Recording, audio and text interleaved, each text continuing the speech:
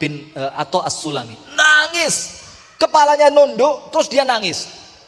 Penjualnya sampai gak tego. Penjualnya bilang apa? Sudah. Jangan nangis. Tak kei rego yang kamu minta. Tak bayar. Kata Ato apa? Ndak. Bukan karena itu aku nangis. Aku nangis karena apa? Ini kain tak kerjain sepenuh hati. Saya kerjakan dengan penuh konsentrasi. Saya kasih hiasan. Jahitannya saya haluskan. Tapi ketika ketemu kamu yang ahli di bidang kain, kamu ngelihat cacatnya, kamu ngerti aibnya yang aku ndak tahu. Akhirnya kainku kamu tolak. Terus bagaimana dengan ibadahku 70 tahun di hadapan Allah? Sing tak kira apik tiba nombek Gusti Allah dilihat jelek. Wah, masya. Gak kerasa apa? Penyakitan. Nomor 1, rakus. Nomor 1 apa? Rakus. Saya mau tanya, batas cukup itu sak berapa? Sekarang panjenengan kerja, nabung, punya rumah, punya mobil, wis cukup kabeh, berhenti kerja? Berhenti kerja? Enggak. Golek apa? Belum cukup berarti? Cari apa? Harta. Lah enggak, dari harta itu yang dicari apanya terus? Lu harta wis akeh kok sik digoleki ya. Apanya? Ayo saya jawab, jujur. Sekarang gini, orang paling kaya di Trenggalek siapa? Pak Bupati, contoh. sensitif. Misalkan gini wis, ada namanya Pak Bejo, orang kaya sak Trenggalek. Kalau di Surabaya namanya Kirangan. Namanya siapa? Kirangan. Ada turis naik becak, ada rumah besar, tanya sama tukang becak, Pak becak, ini rumahnya siapa? Kirangan. Kirangan. Tidak lama lagi lewat, ada lapangan besar. Turis tanya, Pak becak, lapangannya siapa? Kirangan tuan. Rumah besar, lapangan besar. Tidak lama lagi lewat pabrik besar. Pak becak, pabriknya siapa? Kirangan Pak. Kirangan, hebat. Rumah, lapangan, pabrik. Di depan ada orang mati. Turis tanya, Pak becak, siapa yang mati? Kirangan Pak. Kesian Kirangan, rumahnya besar, lapangan besar, pabrik besar, sekarang ya itu entek-entekan nih. Itu entek-entekan nih. Panjenengan lihat orang kaya Indonesia, orang kaya nasional, yang kalau ngomong tangannya ndredeg gitu. Siapa itu? Kalau ngomong gini, siapa namanya? Kirangan. Pinter panjenengan, cocok stand up komedi. Namanya siapa? Kirangan itu. Nah, itu kan kaya. Ruko ratusan, sertifikat ratusan, berlian banyak, mobil mewah, punya villa di tempat-tempat yang strategis. Sekarang paling jangan nyebut nama. Masuk TV. Sekarang paling takut sama corona. Panjenengan tahu, sekarang ini orangnya kemanapun pergi bawa botol semprot. Itu yang botolnya itu Pak, itu satu botol 500 mili, enggak 250 mili, itu regane hampir 1 juta. Dan sehari habis antara 5 sampai 10 botol. Buat apa? Kalau diajak ngomong sama orang disemprot. Saking wedi mati. Orang kaya bukan? Kaya, berhenti kerja dia, terus golek apa? Cari apa? Maka ini Rasulullah bersabda begini, "Lau kana libni Adam wadiyani min dhahabin labtagha minhu thalitha." Kalau manusia itu punya 2 lembah berisi emas, cukup napa mboten? Kalau sekedar untuk hidup, cukup. Tapi lek nuruti nafsu manusia, cukup atau kurang? Kurang. Maka Rasul bilang, dia akan minta yang keberapa? 3. Kalau sudah punya 3, mangkan kepingin telu. Sekarang dapat 3, cukup atau kurang? Kurang. Sampai kapan kata Rasul? Hatta yamla afahu turab. Sampai mulutnya terisi tanah baru puas. Artinya sampai dia masuk ke dalam kuburan. Sekarang saya mau tanya begini. Saya pernah cerita di sini atau enggak saya lupa. Karena saya kesini udah 2 kali nih ya, 2 kali. Ceritanya begini. Setan itu, bu dengerin. Ibu-ibu coba setelan baju panjenengan di lemari ada berapa? Ibu-ibu, bapak-bapak jangan. Ada berapa bu? Jujur, coba Bu Tejo CS. Setelan baju berapa? Seragam pengajian Al-Hidayah, seragam senam takmir Masjid Al-Hilal, seragam goes di hari Minggu, seragam arisan sosialita Trenggalek bagian selatan, seragam kabeh. Banyak apa sedikit? Banyak apa sedikit? Terus sekali pakai baju berapa lapis? Dikuai kabeh, orang kaya nasional, rangkep itu. Nggak mungkin kan? Nah sekarang perhatikan begini. Ada orang kaya, sugih, rumah mewah, kendaraan mewah, pekerjaan mapan, tabungan banyak. Apa Anda kira dia akan merasa cukup? Setan datang ke sini, Pak. Setannya ngomong gini, Mas, setitik engkas. Ngerti setitik engkas? Sedikit lagi. Biar apa? Cek podo Mas mbek tonggone. Mosok tonggo omah tingkat loro sampean wong sugih kok omahe gak tingkat. Terus setan ngomong, "Engko Mas, lek omahe wis ditingkat, wis ora usah soro-soro kerja. Ibadah di Masjid Al-Hilal." Akhirnya dia Pak nguber ningkat omah. Terus setelah rumahnya tingkat, lego ndak? Lego. Tapi legone dilu. Apa Anda kira setan berhenti? Enggak, setan ngibisi-bisi. Mas, omahe wis tingkat, mosok gak enek kolam renange? Iku lho Bu Tejo enek kolam renange Mas. Duh. Ayo Mas, titik engkas gawe kolam renang. Engko lek kolam renange wis mari, wis leren ibadah di Masjid Al-Hilal. Mau kerja keras lagi. Dapat kolam, lego sedilu, kolame mari. Setan datang lagi, Mas, kolame api. Tapi lek kolam tok ra enek tamane yo isin mbok yuning. Wong yuning enek kolame ditambahi taman. Lu mosok sampean kolam nyel apa ra isin mbek yuning. Lek yuning arisan rene diwasne gak enek tamane apa ra isin. Kerja keras lagi. Ngejar apa? Dan itu yang akan dia lakukan sampai kapan? Sampai mati. Akhirnya yang dia punya tidak sempat dinikmati, yang dia punya tidak sempat disyukuri, hanya untuk mengejar apa? Titik engkas, titik engkas, titik engkas. Akhirnya dia mati nguber sing setitik, sing akeh lali di nikmati. Ingat, rakus penyakit apa? Tapi wongnya gak kerasa dinikmati. Wah, sik kuat kok kerja. Loh, lelek sik kuat gak gawe ibadah. Wah, ibadah, kerja ya ibadah, Ustaz. Loh. Pinter tiba nih. Jadi kita ngingetin, sudah capek. Diuber sampai kapan dunia ini? Mau sampai kapan panjangan kejar?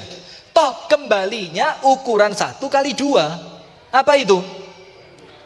Kuburan. Nah maka Rasul bersabda, ada 3 penyakit yang membinasakan. Nomor 1, tamak. Ini yang bikin Nabi Adam diturunkan dari surga ke dunia. Semua yang di surga, Allah bilang apa? Wa kula minha haitsu syi'tuma. Makan semuanya saya suka, kuwabe oleh. Satu yang tidak boleh. Kira-kira setan nyuruh panjenengan menikmati yang halal atau ngiming-ngiming yang haram? Bayangkan Pak, sing halal uwakeh, lah kok sing dikepingini sing haram. Loh, jus buah itu panjenengan belum minum semua kok. Lah kok kepingin berbintang. Tuak tuban.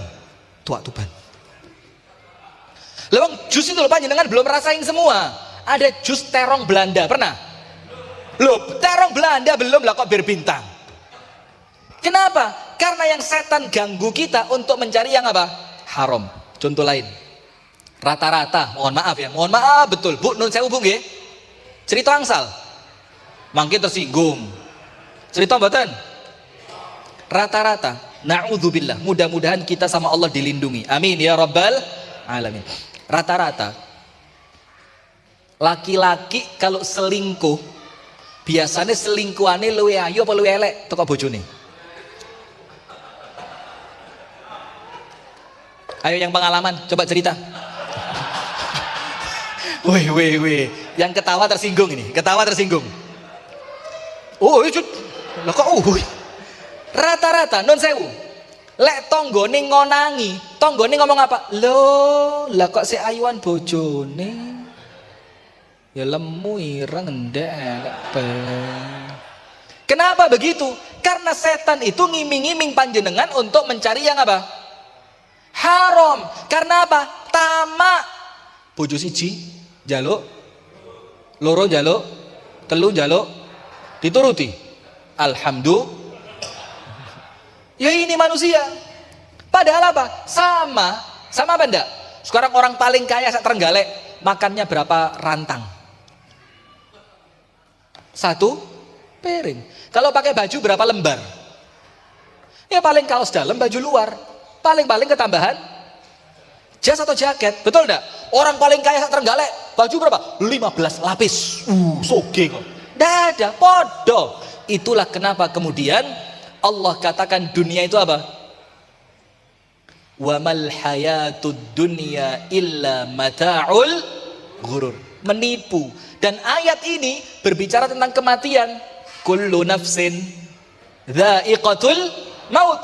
Ayat tentang dunia yang menipu, kalian Gusti Allah digabung dengan kullu nafsin dha'iqatul maut. Supaya apa? Gusti Allah dawuh ojo sampai mati sik durung legomu berendonyo. Nikmati apa yang ada.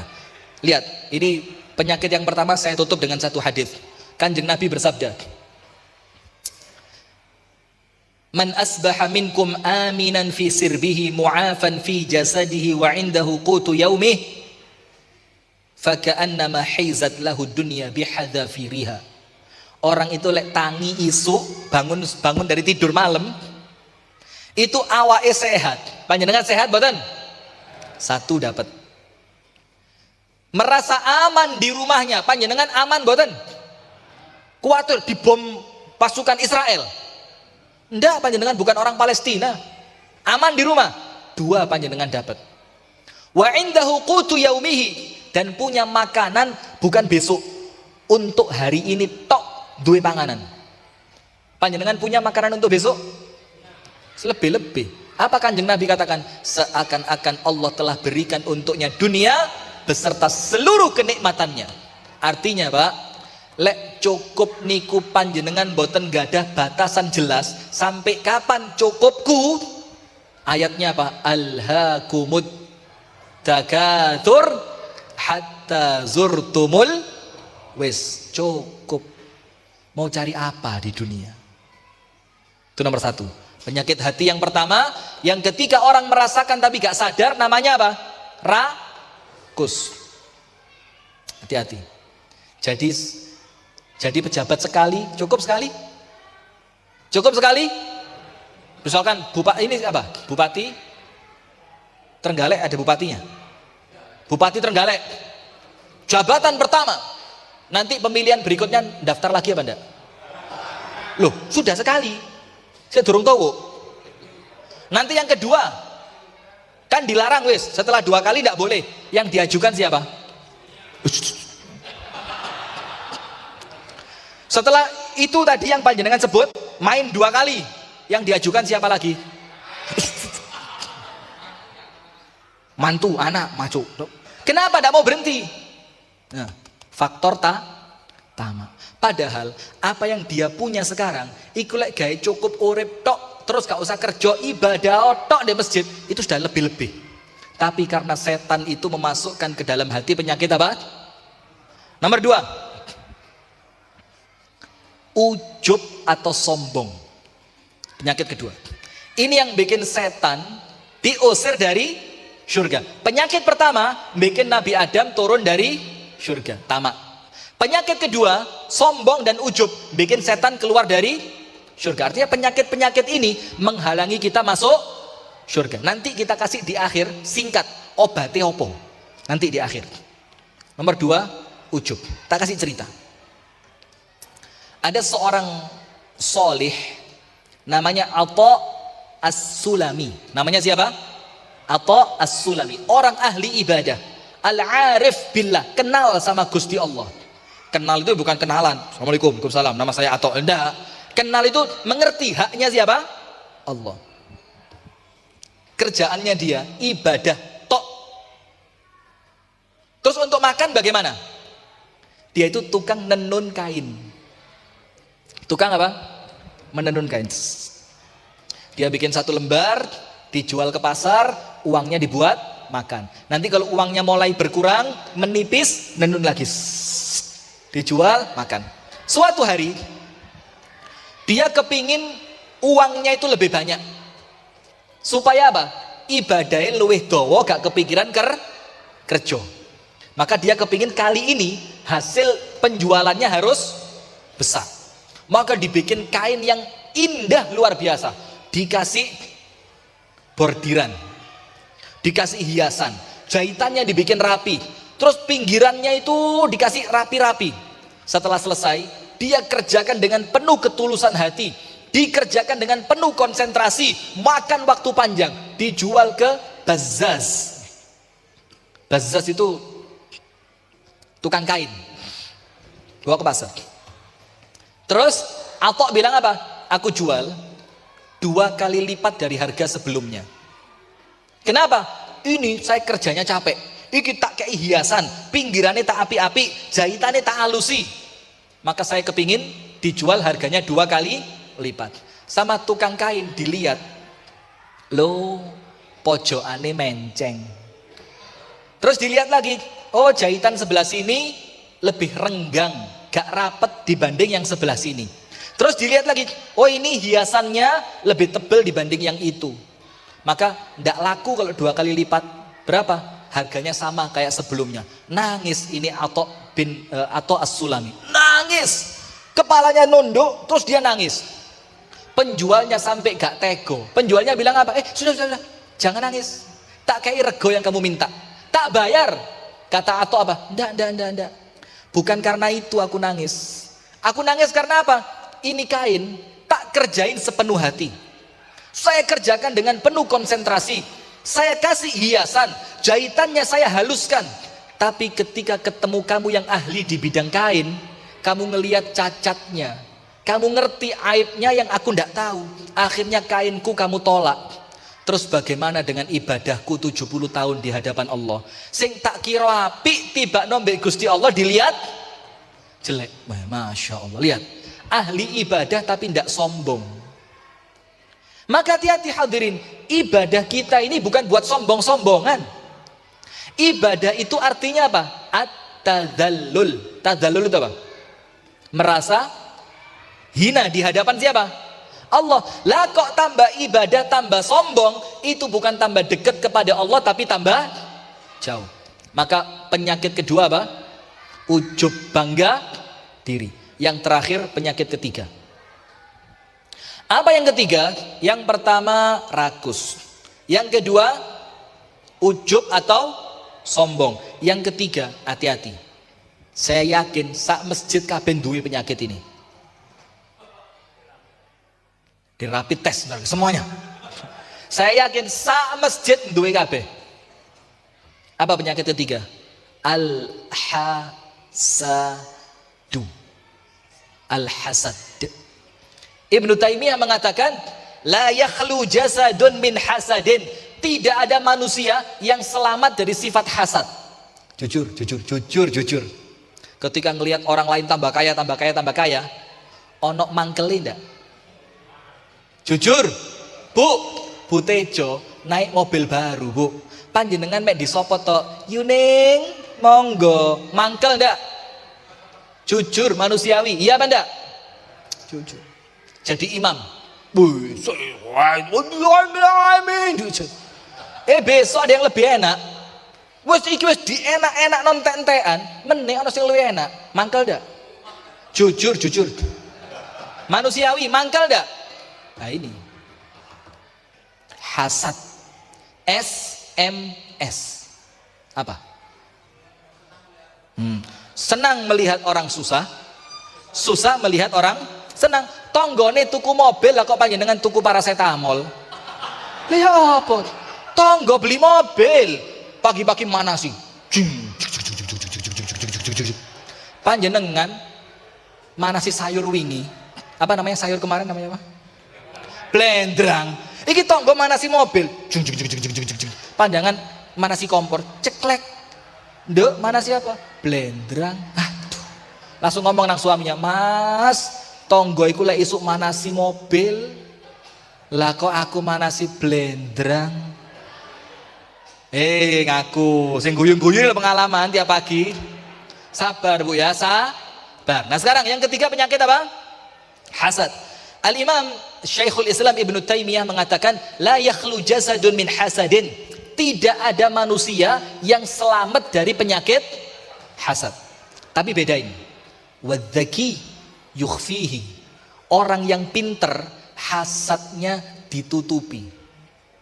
Gak dieloi. Hasadnya gak diikuti. Itu orang pinter. Wis rezeki urusannya Gusti Allah. Nasib yang ngatur Gusti Allah. Mantune dokter alhamdulillah, mantuku wong tani ya ora apa-apa. Karena itu takdir dari siapa? Allah. Orang pinter hasadnya ditekan. Digites. Kayak ibu-ibu kalau sore-sore. Sore-sore jejer orang 4. Sik ya ngadep ngetan dhisik, engko gantian ngulon. Beh mau entes era, Mbak. Melisone wakeh iki. Iki di situ. Entes. Ayo gantian ngadep ngetan. Ngulon. Pernah? Sering. Ini. Maka kalau orang pinter itu hasadnya ditekan. Ojo hasad. Sekarang saya mau tanya, panjenengan hasad bisa ngerubah nasib orang lain enggak? Ngerubah nasib orang lain enggak? Orang lain kaya, sugih, mobilnya api, omai tingkat, kerjaannya sukses. Panjenengan hasad, mangkel, iri. Apa rumahnya kebakaran? Ati sampean sing kobong. Lah kok rugi ya, wong liyane nikmat kok sampean kobong atine? Orang pinter ditekan. Tapi ingat, wal ghabi, orang yang bodoh yubdihi. Hasadnya dieloi, ditampakkan, ditunjukkan. Dengan apa? Perbuatan dan ucapan. Contoh ucapan bagaimana? Enek wong sugih, langsung gebahan gosip. Wingi nang Gunung Kawi. Iku kira-kira ya cocok. Lho kok iso, Mbak? Durung 3 wulan. Wis tuku mobil anyar. Tapi sebat-banter, Mbak. Nanti lagi sana. Oleh mantu dokter ganteng. Tadi bahan geneman, ya mesti anake gawe pelet. Coba enggak ya ora Mbak, welek pesek ngono kok. Lah kok dokter ya gelem, ora mungkin gawe pelet. Nah, karena apa? Hasad, tapi hasadnya ditampakkan. Semua orang punya hasad. Sekarang obatnya tamak. Nomor 1 penyakitnya tadi apa? Toma atau ragus. Obatnya apa? Jelas, syukur jelas. Ini sing aplikatif, yang aplikatif. Dadi wong ki ya mbok sing solutif. Yang aplikatif apa? Obat tamak ces pleng langsung waras. Satu masjid loh ini. Tawadhu, rendah hati, Masya Allah. Saya suka gini. Jadi kalau jamaahnya jawab semua, saya mau ceramah apa? Ya Masya Allah, syukran. Jazakumullah khair. Terima kasih banyak. Obatnya sodakoh. Ustaz, lah Quran ini dereng cekap. Hati-hati. Dereng cekap niku kurang makan, kurang apa? Nggak ada yang kurang. Dereng cekap lek sombong. Maka obatnya tamak nomor 1 apa? Sodako, cespleng. Semakin Anda tamak, semakin kepingin duniawi, semakin kepingin soge, tokno sing akeh sodakoi. Kenapa? Itu menghilangkan ketamaan di dalam hati. Dan tidak usah khawatir, wah, engkau entek. Tidak ada. Saya mau tanya, kalau ada, panjenengan jawab jujur. Serius ini. Akan saya gunakan untuk bahan ceramah di tempat lain. Kalau ada. Saya mau tanya, panjenengan jawab ya. Ada enggak orang loman? Loman itu apa? Nyah. Dermawan. Suka memberi. Lah kok jatuh miskin? Coba, ada enggak? Ada. Kalau punya cerita, ceritain ke saya. Coba. Bu enten, Bu. Loman, dermawan. moro-moro jatuh miskin gara-gara dermawan. Angkat tangan, ada? Malah sebaliknya, sing loman tambah soge. Dalilnya apa? Ada. Tidaklah ada hari yang baru kecuali 2 malaikat Allah turun. Malaikat yang pertama berdoa, ya Allah, orang yang isu-isu wis sodakoh, kasih ganti yang banyak. Itu doa malaikat yang pertama. Jadi kunci kaya itu sodakoh. Kenapa? Sing donga sinten? Malaikat. Ya Allahumma a'ti munfiqan khalafa. Ya Allah, maka syaratnya hadirin, kalau berangkat sholat subuh ngantong, sangu. Kalau berangkat sholat subuh sangu. Karena apa? Itu waktu pagi, dan banyak orang di waktu pagi bingung mikir blonjo gawe opo. Bukan blonjo opo, panjenengan bingung blonjo opo. Iki tuku pindang apa daging apa tempe apa gereh. Bingung kalau panjenengan. Kalau orang gaya opo blonjo nih. Maka di waktu pagi bebaskan orang lain dari kerisauan hari ini mau belanja apa. Malaikat donga damel panjenengan. Ya Allah, sing isu-isu sedekah dadekno wong sugih. Saya mau tanya, kalau doanya malaikat kira-kira mustajab atau tidak? Tapi ingat, satu syaratnya, kalau keluar sholat subuh bawa duit, jangan ketahuan polisi rumah tangga.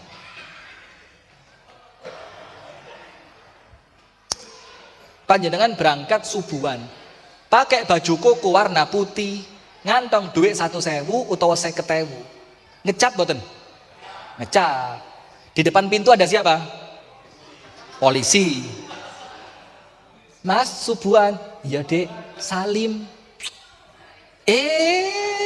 Mas, keliru lek nyangking.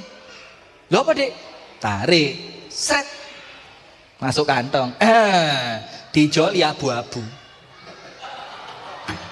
Ra usah kakeh, Masjid Al Hilal wis sugih. Penyakit. Nomor 1, obatnya tamak apa? Sedekah. Nomor 2, ujub. Obatnya apa? Sombong. Obatnya apa? Ayo. Tidur. La haula wala quwata illa billah. Oh, waktu. Orang panggul kalau nyindir alus. Suka saya. Nomor 2, ujub. Bukan bojo. Nanti ujub dikira walian. Ujub itu bangga diri. Obat yang paling cespleng apa? Loh, itu kan waliane. Obatnya. Biar enggak sombong itu loh. Jujur pada diri sendiri. Loh, apa itu? Gini, panjenengan itu dilihat baik kan cuma gara-gara Allah tutup keburukan panjenengan. Kira apa betul? Sekarang coba jujur, wes Rifki gak usah gaya tok, mulai subuhan yo gelek telat, wong lerene wong menika yo macam-macam. Nah, jujur pada diri sendiri itu bikin orang tidak akan sombong. Kenapa? Karena orang itu bisa sombong karena penilaian orang lah. Masya Allah, Ustadz ini lek ngimami enak, lek ceramah gak garing ngantuk. Orang istri saya di rumah dengerin apa? Ngomong apa bojoku diguyu. Kenapa diguyu? Wes seru njobo jero. Nah, maka biar gak sombong, ayo muhasabah. Jujur, gak usah gaya tok. Kita ini Pak, serius, ini bukan basa-basi, bukan lip service. Lip service, nopo lip service. Lip niku sing naik turun lip. Service niku lek rusak. Berarti dandani naik turun. Lip service itu pemanis bibir. Ndak, serius. Kita ini kalau aib kita sama Allah dibongkar. Jangankan ceramah. Melbu masjid itu izin. Maka biar ndak sombong, jujur pada diri. Ini. Terakhir, nomor 3, hasud. Obat paling manjur apa? Biar tidak hasud. Wes, penutup pas jam 9:01. Biar tidak hasud. Apa? Lu monggo, betul apa? Salah dihukum kok, tidak apa-apa. Apa? Syukur. itu masuknya ke bukan hasud, tamak tadi. Syukur itu biar tidak tamak juga. Sami mawon, qanaah, masuknya yang pertama tadi. Coba. Bu, biar tidak hasad, tidak iri kepada orang lain, apa yang panjenengan lakukan? Ikhlas, Masya Allah. Ya, kurang tepat. Yang lain silakan. Nerimo qanaah sama yang pertama tadi, biar tidak rakus. Dengerin. Biar tidak hasad. Ada dua cara tapi sama. Nomor satu, doakan orang yang panjenengan hasad kepadanya di waktu Anda sholat. Dongak nih apa? Yang baik. Nomor dua, kirim hadiah ke rumahnya. Insya Allah, pleng, hasadnya langsung hilang. Buktikan kalau tidak percaya. Kirimin hadiah ke rumah saya. Insya Allah panjenengan tidak akan hasad sama saya. Itu Pak. Jadi panjenengan mau mangkel sama orang. Wih, aku gak terima, aku lengi mami gak gelem digenti. Sama macam bahan ghibah itu kan banyak. Apa yang terjadi? Panjenengan muangkel sama orang itu.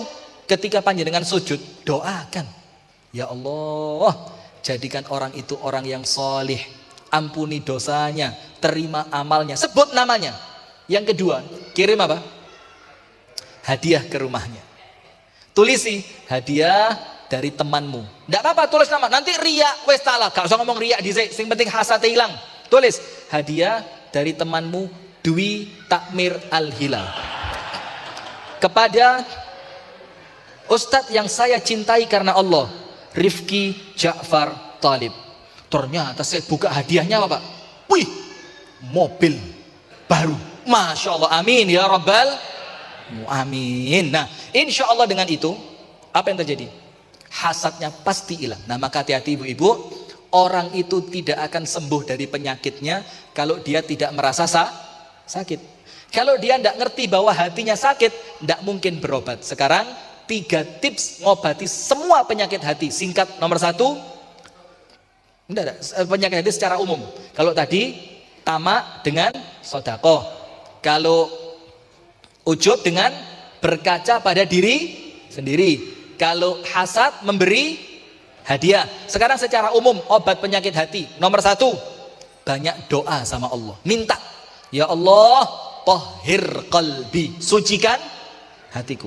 Wakeh dongo, minta terus. Nomor 2, kathratuz dzikir, banyak zikir.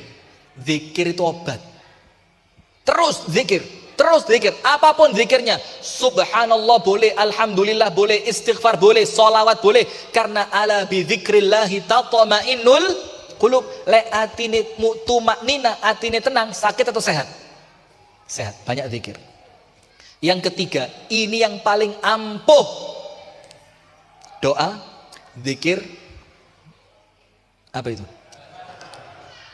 Tilawatul Quran.